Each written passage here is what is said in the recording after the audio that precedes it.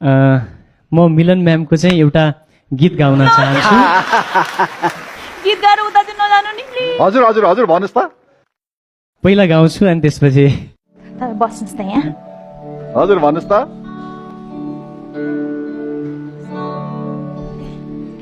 हे